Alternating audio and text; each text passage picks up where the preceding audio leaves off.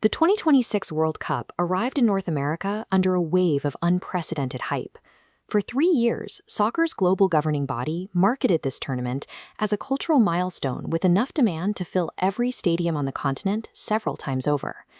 FIFA president Gianni Infantino maintained this narrative throughout the lead-up, repeatedly stating that tickets were the most coveted items in sports, and every match was effectively sold out. And tickets were virtually impossible to acquire. But as the tournament finally began, a different reality appeared on television screens. Millions of viewers tuned in to see massive, glaring blocks of vacant premium seats right at the edge of the pitch, in plain view of the broadcast cameras. For a tournament hosted in a sports-obsessed market with a sold-out status, gaps of this size are a mathematical impossibility. These gaps weren't the result of fans arriving late or an administrative error.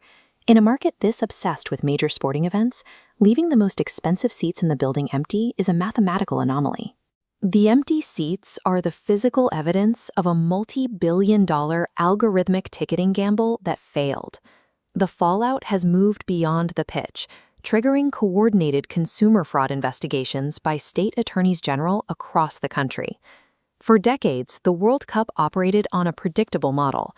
Stadiums were divided into 4 clear tiers with fixed prices, allowing families and local supporters to know exactly what they were buying months in advance.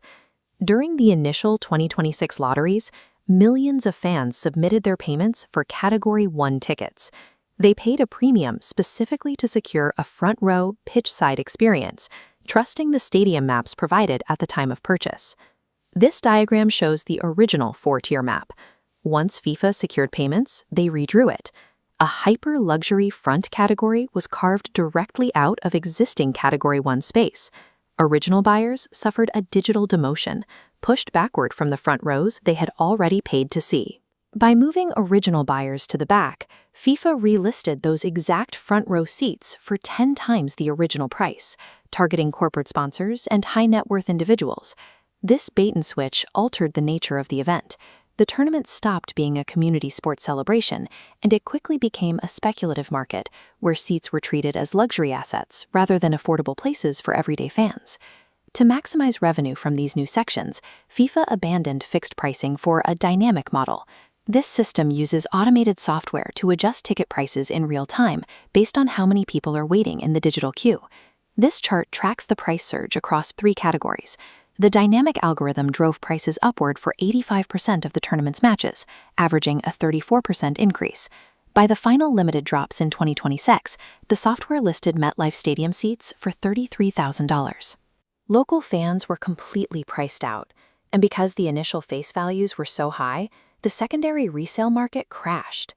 Thousands of these high-priced tickets sat unsold on match days because no one was willing or able to pay the algorithmic premium.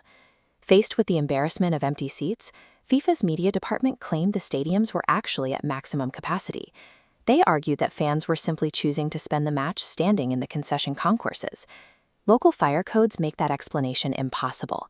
If tens of thousands of fans were actually crowding those corridors, local authorities would have been forced to evacuate the building for safety violations.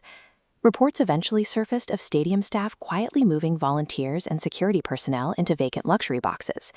FIFA wasn't trying to fill the stadium with fans.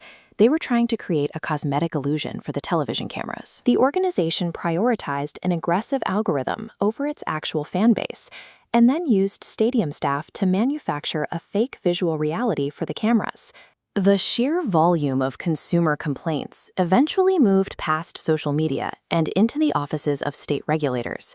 New York Attorney General Letitia James and her counterparts in New Jersey launched a joint investigation into FIFA's ticketing operation, focusing on deceptive pricing and seat demotions. They issued legally binding subpoenas to FIFA's headquarters, demanding the disclosure of the internal algorithms and the specific metrics used to withhold tickets from the public to create artificial scarcity. This legal pressure represents a significant shift. An organization that has historically operated with total autonomy is now being forced to justify its financial mechanics under the weight of American consumer protection laws. The 2026 World Cup was intended to solidify soccer's place in the North American mainstream. Instead, the execution focused on a strategy of aggressive extraction and automated pricing. By prioritizing speculative pricing over community access, The organization damaged its relationship with the very fan base it spent years trying to build.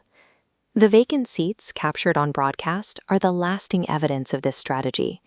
They show that when a cultural event is treated purely as a dynamic pricing experiment, the system eventually breaks, leaving the stadium empty and the fans outside. Please don't forget to subscribe to the channel and motivate us for bringing more amazing content.